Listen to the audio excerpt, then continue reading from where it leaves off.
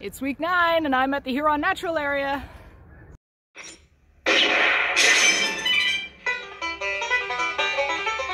Hi everyone, welcome to the week 9 feedback video. Okay, so I'm in lovely South Kitchener, so about 10-15 minutes south of the downtown by car, and this is the Huron Natural Area that you're gonna see behind me, and I'm out for my morning walk, so I thought I'd talk about how week 9 went, all about quantitative data collection. Lots on survey research, of course, as that's the most common, but also on structured observation and a few other kind of things we do, like secondary analysis with statistical data. Okay, so another great week, went well with the mini lectures. Don't have a whole lot to add there. As usual, your feedback is up in Dropbox, and I've posted my top 3 under the week 9 content in Learn. Keep in mind now, some of you are starting to have completed the 8 required mini lectures as well as the 8 required discussion posts for those course requirements. So I take the average of the top 8 for each of those for that portion of the final grade. And so now you're starting to get to the point, I'll mention it in my feedback to you if you've reached that point.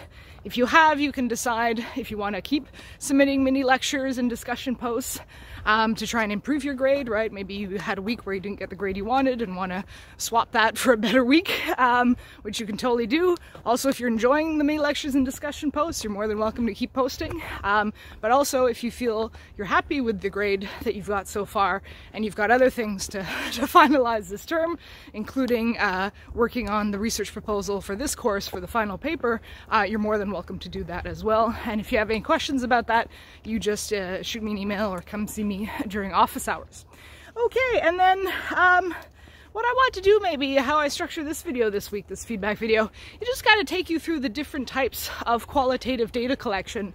You know, you saw them in the textbooks, the intro readings, as well as a bit more in detail in the more advanced readings for this week. I just wanted to kind of touch on each and give you a bit of kind of practical information related to them, because a lot of them I use quite a bit in my own research, so it's always good to kind of hear how people actually use these techniques in real life, in real research.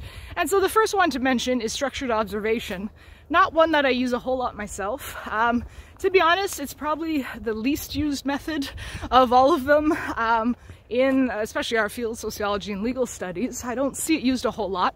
When I do see structured observation used, is in mixed methods context usually. So usually a researcher will combine structured observation, where they kind of do an observation and count how many times certain things happen, or that certain occurrences occur, and then we'll combine that with, say, more like qualitative interviews, where they'll go and interview the people that were part of those events to see how they interpreted it.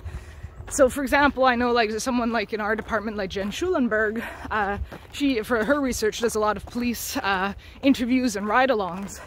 And so she'll often interview police officers as well as ride along with them and kind of count how many times she observes certain things happening, right?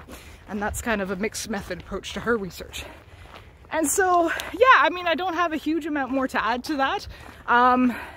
Yeah, I mean, if you're gonna do in the field observation, I guess my opinion is, why wouldn't you do an ethnography? And yeah, obviously you can count how many times something happens, but usually it leads to a pretty small sample size. You know, you can only observe so much as one researcher or as a group of researchers if you have a research team.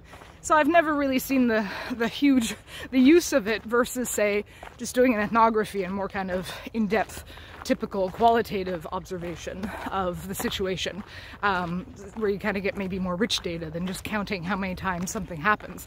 So anyway, so you can basically do a combination of all of those, and that's what some people do, and it can work out. But I often find, like, I've never really seen, to be honest, like an amazing structured observation that led to amazing results. It was often just combined with an ethnography, and the kind of rich data came from the ethnography side.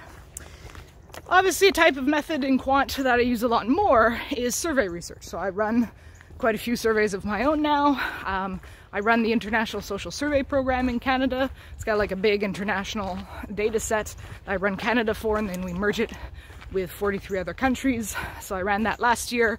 The module last year was on national identity and citizenship. This year we're going to run it in the winter coming up.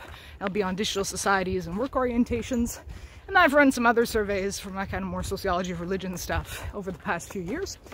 And so that's probably your most common type of quantitative data collection and research is the survey. Now I know the survey is considered now kind of like a more traditional quantitative method, and some people wonder, like, well, now that we have access to all this big data and AI and stuff, why would we need survey research? Well, in reality, I mean, big data, AI, etc., they have their place and they have their uses, and we're kind of exploring those now as they develop. But what we're often finding is that those types of data are very kind of specific. And so if you're interested in like consumer related data, yeah, big data is obviously the way to go. Who's buying what where with their credit cards and on Amazon, etc. But if you're interested in something that's kind of not less socially visible, but like less discussed online, let's put it that way, because certain things are discussed more online, especially things tied to our consumer economy, but other things as well. But for example, in my case, like when I'm studying religion and spirituality in Canada, it's not something people talk a whole lot about online. So even if you go and scrape social media, public social media posts, another type of big data, you're not going to get great information on it because most people don't talk about it. You'll get like the kind of vocal minority, which are not always super interesting. I want to know what everyone's doing. And so that's where survey research still has a very important role to play, to kind of get the variables you want with a representative sample, hopefully, as much as you can, and kind of gather that information that they may not have thought to post online, or that you're not sure what the sample is when you get it online and how exactly that data was generated. Because some of those, that's always an issue with big data sometimes. You're not really sure exactly of all the steps that were involved to get you that big data. A lot of companies that have that big data kind of hide it, and there's also ethical issues there. Hide some of the steps involved. It's a bit of a black box sometimes. And so survey research, you can know and you can be transparent about each of the steps involved in the research process. So just to give you some kind of ideas of the practical steps of how to conduct survey research, because some of you might be interested in doing a survey, maybe in combination with some of your more qualitative research. That's a very common approach, especially for an MA thesis or a PhD. I mean, the most important thing for a survey is to figure out what you want to know. Because when you start writing the survey questionnaire, you realize you can ask all the questions in the world, and you might be interested in all the questions in the world, but you can't do it, right? Because you don't have enough time with the respondent. You usually only have a few minutes of their attention, if you get it at all. And so you really have to hone in on what is your research question, and then what are the key survey questions around that that gets me that information that I can then analyze once I collect that survey data. So, you gotta figure out, what specific relationship between which specific variables you want to measure. Is it more of like a descriptive survey, in which case you want to focus more on the quality of the sample and a small number of questions, that sort of thing. So that's when, once you figure out what you want to know, you go on to do your lit review as you normally would, see what others have found before on these topics. But also, extra step or extra part of that lit review is to see how others have maybe asked those survey questions before, right? For the most part, you don't have to reinvent the wheel when it comes to survey questions. There's a lot of people running surveys out there. There's a lot of existing survey questions. And so maybe it's worth going to see, the studies that you liked that would seem good quality. Hang on, sorry, I'm just reading the sign. There's a trail closed. Okay. Well, we'll keep going. It seems to go for a bit before it closes. Anyways, so yeah, I guess see how others have done it before. See what works for you, whether that be with StatsCan surveys before, or other researchers, again, the good quality ones, right? The academics and the big organizations. And you look at those survey questions on your topic, and if they're relevant, if they work, if it's kind of gets you the information you want, then just use those. You don't have to reinvent a new question for that. And that can also be helpful because if you word the question in the exact same way as another survey, you can then start comparing the data you get to that data that the previous study got, right? Because as soon as you start changing the wording of the survey question, it becomes very difficult and problematic to compare that with previous results, because even a small change in how you word a survey questions might have a big impact on how people answer them. So if that's one of your main goals, you want to compare your data with someone else's, then definitely use the exact same wording that they did before. But, you know, even if you just want to kind of pinch their survey question and use it for your own because it suits your purposes and it saves you a bit of time, definitely do that. There's nothing like, we don't do plagiarism with survey questions. We do it for other stuff, but not survey questions. It's well known that you can share them and use them, and it's almost like a form of flattery if you like someone's survey question and use it in your own project. There's another instance where you want to use existing survey questions, and that's usually specifically with StatsCan census or kind of very large scale survey data. And that is for your socio-demographic questions in your survey. You usually want to ask a few just to get a sense of the composition of your sample and maybe how they impact, how they relate to other variables. In that case, you definitely want to use the wording that StatsCan uses in your survey, because then you can compare your sample composition to like the census, for example. So you want to word the age question, the income question, those sorts of questions in the same way or very similar way that StatsCan does, and then you can compare, okay, so I've got this percentage of young people in my sample, how does that compare to the wider population, for example, in the census data? So that's always good, and that's kind of crucial for us in quantitative research, especially to get a sense of, you know, how representative was our sample exactly, and if we're doing like something like quota sampling, maybe we want to go and fill some quotas that we don't have a whole lot of people in during the data collection phase, in which case you can see that once the data comes in, you compare it with StatsCan, and then maybe you go and fill a few other quotas that are kind of haven't had as much response often. For example, like young men are harder to get to answer surveys, and all studies for that matter, etc. So then once you're ready, you've seen how others, if you have gotten the survey questions you want, you start actually developing your questionnaire.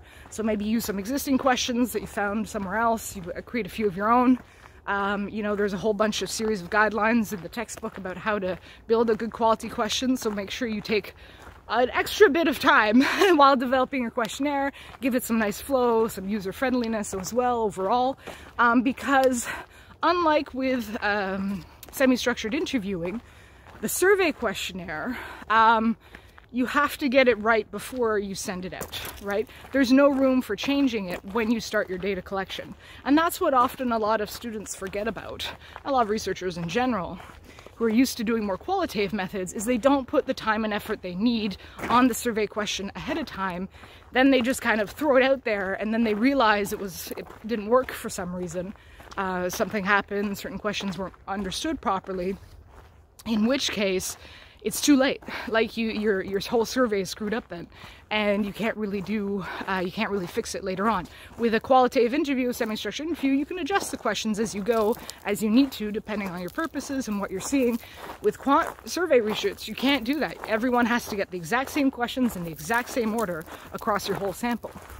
And so in that case, with quantitative research, it's why we call it kind of front heavy in terms of workload. It takes a lot more time and effort to create a good quality survey questionnaire and pre-test it, which I'll get to in a moment, to make sure it works. But then once you run it, it's actually less work, because, you know, then the software runs it. You've programmed the software, you run it, and then you get your little data matrix with all everyone's responses afterwards. And so the data analysis phase and data cleaning phase after your collection is a lot quicker, is a lot shorter than what you usually get with qualitative research.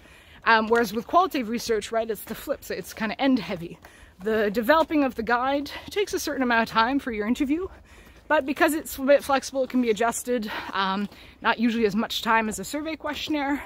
Then you go and collect the data, but the transcription, the analysis, the coding usually takes longer with qualitative data, so it's more end heavy. So just be aware of that. If you're going to run a survey, make sure you put in the time to develop a high quality questionnaire. And then once you have your questionnaire ready, your survey questionnaire, then it's time to pre-test it. And you should always be pre-testing your questionnaire. We mentioned a lot in the discussion post this week. One of my questions was specifically on that. mainly because it's a part of the research project with survey research that a lot of people forget or forego, and they shouldn't, because again, you want that questionnaire to be perfect before you send it out. So pre-testing is a big part of that. I'll come back to different strategies that you can use for pre-testing in a few minutes that I use, but again, that's an essential part of doing survey research. So don't skip that pre-testing phase, and make sure you build in time for it. Okay. So, and I guess, okay, that brings me to the discussion posts, and it's a good time to talk about them then, from the more kind of advanced readings and modules I got you to do this week. So a lot of you raised some really interesting examples and points from the survey question examples you found. Even ones that like some of us would consider quite good quality, you found issues with them, and kind of like anything, there's no perfect survey questions, so that was an interesting exercise. I'm glad you guys did that. And then just found some really awful, often coming from like marketing and consumer surveys, which are like notoriously terrible surveys. So got some examples of survey questions, and then also got you guys to talk about, you know, if you had to pre-test a questionnaire, how would you do it? And then finally, some ideas about statistical biases that you might be encountering in your own work. And for each of your discussion posts, I tried to kind of, well, not for each one, but for a lot of them, I try to kind of push the conversation a bit further, ask you a few extra questions, kind of get you thinking about it some more. So hopefully that's helpful for you. And again, worth going to read over that discussion to get a sense of, you know, different strategies, different examples of questions, what to do, what not to do. Maybe you hadn't thought about something before, different ways of pre-testing, different biases you may encounter. And so definitely go, please do, and read over that week 9 discussion board, because it's a good one and hopefully helpful for you, not just if you're doing survey research, but also a lot of that, especially that bias discussion of biases, also very relevant for qualitative research. I kind of mentioned a few things related to that in some of the replies to the discussion posts. So like I mentioned earlier, a very important step in running the survey is that pretest of the survey questionnaire. It's one we don't always talk a lot about, so I want to take a few minutes to talk about it here. So once you've got your survey questionnaire, you want to kind of see how it flies with your target demographic before you actually launch it full scale. And so there's different ways of doing that. We saw them in the more advanced readings. And quick mention of them in the textbook as well. The one that's most commonly used is the quantitative interviews. So that is, you know, you bring your questionnaire, almost like a focus group setting, where you get like half a dozen people in a room, again, that are kind of the population that you're aiming for with the survey overall. So if your survey's for senior citizens, you get that group in, a few members of that group. If it's for young people, you get a few members of that group.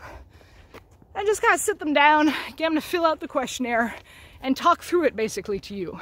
As they're filling out the questions, you know, what are they thinking? How are they interpreting it? What issues might they flag? Are all the answer options you're providing exhaustive, and do they actually work for for what you're trying to ask, for the question you want to gather information on?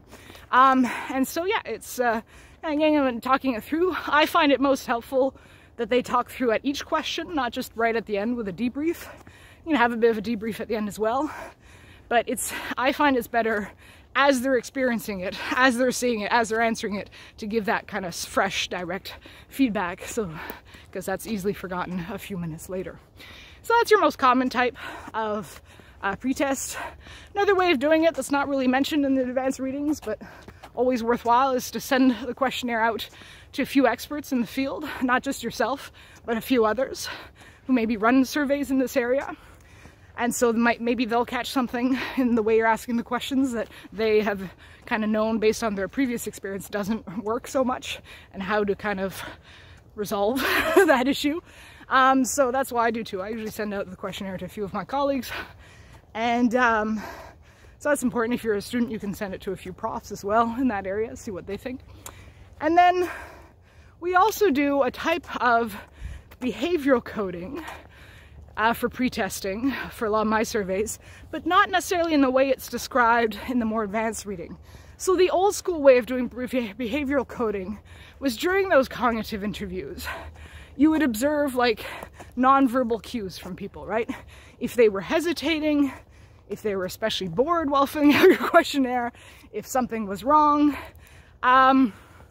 But that's very difficult to actually do in practice. Usually I had to do like a recording of the cognitive interviews to catch all of that, even if you can catch some of it while you're actually observing people filling out the questions. People are less comfortable when it's like video recorded than they are just if you're chatting with them. And also, like, nonverbal cues are something that's so kind of innate to us, that we're kind of so used to. It's actually hard sometimes to actually like consciously express what they mean. And they could be to do with the survey question. They could also just be due to something else, like the person didn't get a whole lot of sleep the night before, or, you know, they're thinking about something else, and that's what's eliciting the nonverbal reaction. And so it's not super helpful. I haven't found behavioral coding in the cognitive interviews to be super helpful. Where I find it helpful is we'll usually run a pilot study. Once we've worked on the questionnaire, done the cognitive interviews, sent it to a few experts, updated it accordingly with the feedback we got, then we run it not with the full sample, but we run it with like a smaller number of people, like a few hundred people, usually about 500 for the pilot study. And that's when we gather information on quote-unquote behavior. So are there survey questions that on average take people longer to answer than maybe they should? Are there survey questions that people skip more on average? You know, are there people who's speeding through the questionnaire, and where is that happening? Those are things, metrics you can measure with online software like Qualtrics, which I'll talk about in a moment when you program your survey. And those are things we're looking for. And so then once we get that information back, we'll look at those kind of problematic questions that raised issues on average with your pilot group.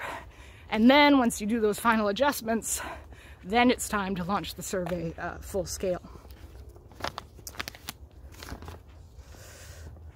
I'm just going through my notes here. Okay.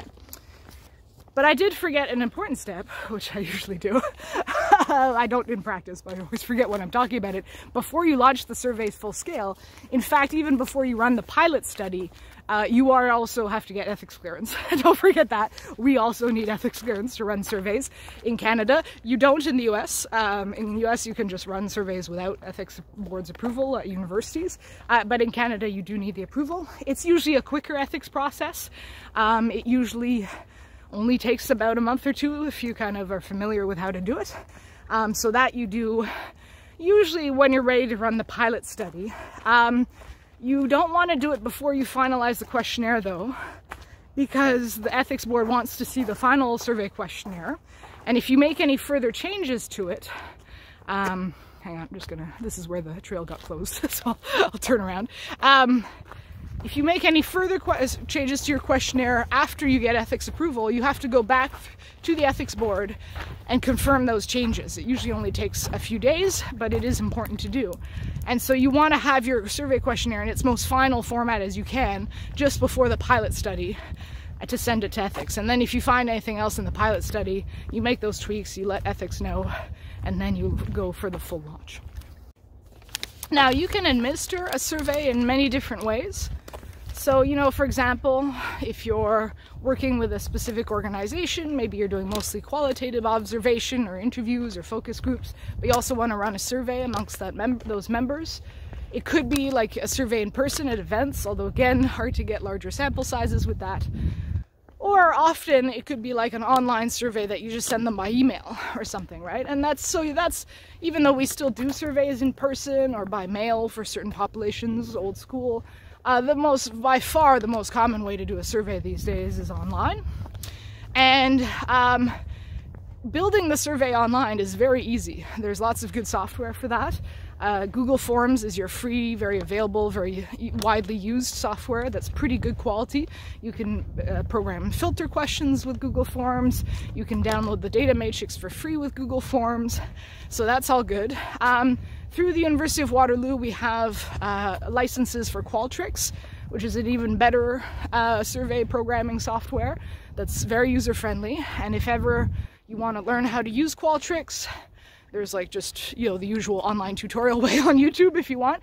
But you can also, we run workshops on that at the Statistical Consulting and Survey Research Unit that I'm an associate director of in math.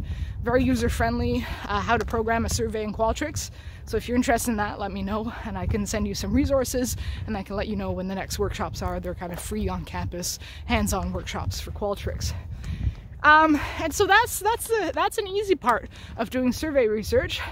You know, you program your questionnaire into that using that software and kind of format it to the way you like. And then the more difficult part is finding the people that you send it to that will get you a good quality sample, right? So again, if you're running an online survey with members of an organization, you probably get an email list, a contact list from that organization, and then you send it out, and whoever answers, that becomes your sample. And then you kind of try and get a sense of how representative that sample was compared to all of the organization's members. But if you want a more representative sample, that's more difficult. And what we often do in that case, and what I often do, is that we program the survey ourselves, but we then purchase a more representative sample from what I call like the big polling firms in Canada. Groups like Léger, Angus Reid, Ecos, Environics, there's a few. And they have big pools of online registered members who want to fill out surveys. Like, we're talking like hundreds of thousands of people in each of these online pools. And so you pay them to sample from that bigger pool, like say 2,000 people. So for the International Social Survey Program, I do that with Ecos Probit, which their techniques of gathering their 100,000 people are probability techniques, so that's through random digit dialing, and so it's technically a full probability sample, which has some advantages. And again, then you're aiming for representativity of the wider population. There's still some issues you have to adjust for. The fact that those online pools of people are typically on average higher educated and more born in Canada than born outside the country. So you kind of have to adjust for that with quotas, and you also have to often adjust for that after the data collection phase with weighting. Things that you will probably see with Owen next term in SOC 712 and so 710, sorry, and that were mentioned in the textbook quickly this week. And so yeah, so that's kind of your big moment, is actually finding your sample your representative sample of people. You send out the survey, and then things happen pretty quickly. Then the data comes back usually pretty quickly. Usually the survey only has to be open for a week or two. And it's all programmed using that software into what we call a data matrix, which is basically a fancy term for an Excel sheet, where each row in the Excel sheet is a respondent, and each column is how they answered a specific survey questionnaire. You clean that data, and then you start analyzing it using other statistical software packages like SPSS, like Stata, like R, something that you will be doing next term with Owen in SOC 710 social statistics. So that's kind of the basics of survey research. One other quantitative technique I want to take a few minutes to chat to you guys about was secondary analysis, because that's a very common way of doing quantitative research in the social sciences, is what we call secondary analysis. And this is what Stackhouse did for their article, one of the ones you could have picked for your critical analysis this term a few weeks ago. Stackhouse did a secondary analysis with Statistics Canada survey data, right? And so, hang on just a second where I want to go here. And so that's a very common, it's probably the most common type of research I do still. It's definitely was the main kind I did as a younger graduate student when I didn't have any money to run my own surveys. Now I have more funding to run my own surveys, but I still do a lot of secondary analysis as well. Sometimes you do a combination of both. You get your own survey data, but you also analyze existing data to see what others have found with other surveys before. And so with secondary analysis, it has some real advantages. The main one I just mentioned was that it's free. Usually the data is available, a lot of data, open data is available to download either through StatsCan or with other groups. And so you don't have to put any time or resources to collect the data yourself. You just kind of have to brush up on how the data collection was done, so you're aware of the methodology. And so that's great, and that's why a lot of students use secondary analysis. And you'll be doing a lot of secondary analysis, again, with SOC 710. Uh-oh, it's starting to rain. We'll see if it's only a little bit, or if it gets worse. I have to cut the video and go somewhere else. But you'll be doing a lot of secondary analysis next term with Owen in SOC 710. You'll get your data sets. You'll analyze them using those software packages for statistics. And so another key reason to use other people's data, like say Statistics Canada, is that StatsCan has a lot more resources to collect good quality samples, right? So you can't beat StatsCan samples, especially for their big surveys, like say their general social survey. They run those surveys once a year. That's kind of like one down from the census. And those samples are like 25,000 people each year, right? And they get good response rates because they're StatsCan, so about 60% people answer those surveys when they're contacted by StatsCan. Some because they mistakenly think they have to, they don't. It's just the census you're legally required to answer in Canada, as well as I think the labor force survey. I think there's like some law saying you're meant to required to fill that out, even though if you don't, they're not actually going to do anything. So people either want to help out StatsCan, they see it as official and like leading to hopefully more informed government policy, or they think they have to, and they fill it out anyways. Anyways, good response rates for StatsCan. And big samples, so very representative usually. There's still a few issues. Even StatsCan struggles to get young people to fill out their surveys, but the best quality sample we've got. And so way better than what you or I could ever go and collect in terms of quality of a representative sample. And so that's another reason you might want to use their data, is because maybe you want to look at a relatively small group in the general population, like Stackhouse did with the LGB community.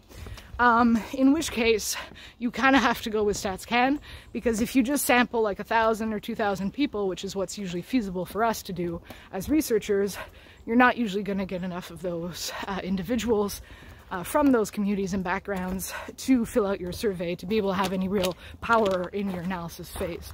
So whereas StatsCan, you'll get hopefully a few hundred or a few thousand in their bigger samples. So another good reason to use existing data. You know, it's also a question of time saved, right? You don't have to collect the data yourself. So that saves a huge chunk of time for you, not just money, but time as well. And so that's kind of like the advantages of doing secondary analysis. The downsides, and there are a few that you might have noticed in the Stackhouse study, and I mentioned them last week in the feedback video as well, is that because you're not the one collecting the data, you don't necessarily have a say in how the survey questions were asked or which exact variables are included in the survey. You have to go with what others did. And maybe that's enough. Maybe you've got the right variables or survey questions to answer your research questions. Sorry, going up a steep hill, so breathing a bit more hard now. And so maybe that's the case, in which case it's fine. Sometimes, if we have to use someone else's data, because we don't have any money or time to collect our own, we also have to adjust our research questions a bit so they match what existing variables we have access to in that existing data set. And so, yeah, that's also a thing that happens probably more in quantitative research than in qualitative research because of that secondary analysis. And so, yeah, but that's kind of that's the trade-off, right? You don't have to collect the data yourself, don't have to put the time or money into it. You probably get a better quality sample in most cases. Not all, but many, in most cases. But you have to kind of go with the variables they include. So example from my own work is StatsCan doesn't ask a whole lot of questions about people's religiosity, their religious or spiritual behaviors. They ask a small number. Like in the GSS, I think we're up to 5 questions now about religion and spirituality. That's why I use that data set quite a bit. But like say in their health surveys, very little data. Maybe a practice question on how often you attend religious services, maybe an affiliation question with what religious group do you identify, but very little apart from that. So only kind of limited variables on that front for me. So that's why I often use a combination of kind of StatsCan survey data, especially for the quality of the samples, and then my own data that I collect, especially for the quality of the variables. I can include more questions on religiosity, spirituality, and non-religion. Now, Now, I've been talking a lot about survey data. Obviously, if you're doing a secondary analysis, there's other types of data that you can access as well. That's quantitative, but it's not typically considered survey data. So things like organizational data, kind of financial data companies collect, for example, or maybe tax records, another type of government data, records on immigration, on births, on deaths, various demographic data that the government collects in other ways than just by running surveys. And so all of those are also often open and available to you. And so you can go and see what's available on StatsCan's website. You just download the data files, and again, you'll be doing some of that with Owen next term in 710. But also, if you're looking for a specific company's data, like say you're doing a kind of case study of a company or a group, it's worth asking them to see what kind of data they collect and what they have. Things like their financial data or maybe their membership data, which is usually considered quantitative. And yeah, to see what's available, and then often they're willing to share it with you. And that's then you kind of go through a gatekeeper to get that data, and you get their permission, and then you go through ethics on our side to also kind of run that by, make sure it's all good to go before you actually start collecting and analyzing that data. Okay, so maybe one last thing to cover before we go, before the rain gets really bad. It's still sprinkling, it's not too bad yet, is the fiscal biases conversation that we had in the discussion post for one of the discussion questions. And I got you guys to kind of do that U Waterloo online module of fiscal biases, maybe a bit of a change than the usual article that you have to read for the more advanced readings. And it's a good module, so I hope you got a lot out of it. And as many of you kind of indicate in your discussion posts, it's obviously relevant. These biases are obviously relevant for statistics.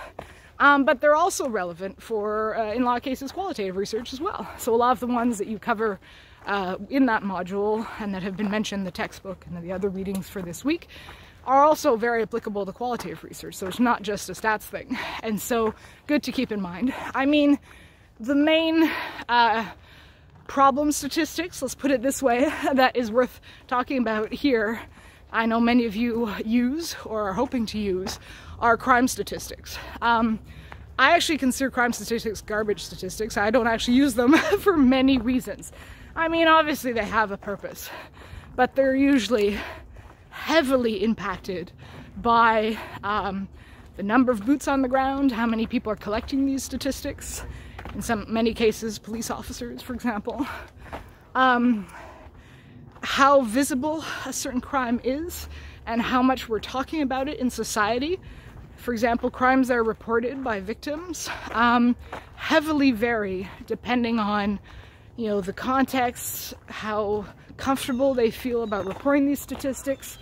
And so crime statistics, things like hate crimes, obviously very important to know information about them, but very difficult to get a good sense of trends with hate crimes through reporting statistics, because it really depends how people interpret the situation, how comfortable they feel about reporting it, how much the police force or other officers take them seriously and decide to record it officially in their books.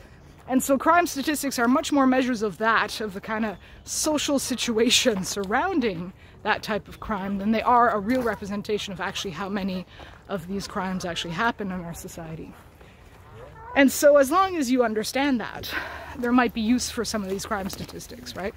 But like when I see someone be like, oh, we've had a huge increase of this type of crime, look at these statistics, that's garbage for me. It's because, like, no, I mean, you could just mean you have more police officers and they're counting things more, or catching things more than they used to be. It could just be that people are more comfortable reporting this than they used to be, right? It could be, or there could actually be more of those types of crime. We don't really know. And so obviously certain types of crime, like violent crime that is not domestic abuse, there's better records for that. I'm a bit more trustworthy of crime statistics for those. But anything that's kind of up to the interpretation of the individual or the will of the individual to report it, that aren't seen that much by police officers, or yeah, things that like happen in the home, they're less visible, like domestic violence often, very poor statistics surrounding them. So I wouldn't even bother unless, like, just by saying like, okay, here's the statistics, but here's all the issues with them, so let's move on. So yeah, I'd be very cautious in how you use crime statistics. because they are widely used, and they're one of those cases where most of the time they're poorly used. And so yeah, just a heads up on that front. Okay, yeah, I mean, you know, again, I could talk all day about these things, but I won't. I'll give you time to do other stuff today. And so, yeah, I'll end there. Hopefully you enjoyed that discussion. And again, like I said, more information on the Week 9 discussion board, so worth going to have a read. I'm always available if you have any questions about any of this stuff. I'm one of the experts in Canada as well as in our department on this, and so you're more than welcome to stop by my office hours to chat more about it. Always happy to talk about these sorts of things.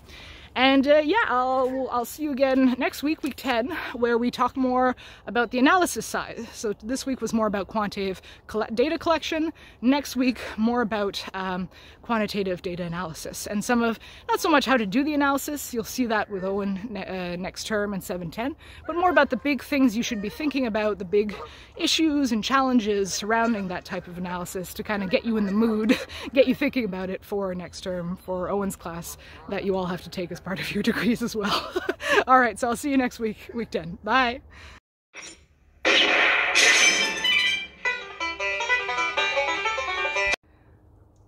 Okay, so for our wildlife post-credit scene at the Huron Natural Area, we have a large gathering of Canadian geese. So it turns out they don't all live on university campus.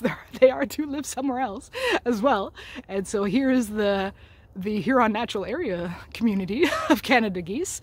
None of these migrate, from what I understand, because like the winters are much warmer than they used to be. So they will just hang out here all winter. So I don't know if they're happy when you come visit them, but you know, you can come visit them. Some ducks too, little duckies. Okay, cool. All right, thanks everyone. See you next week.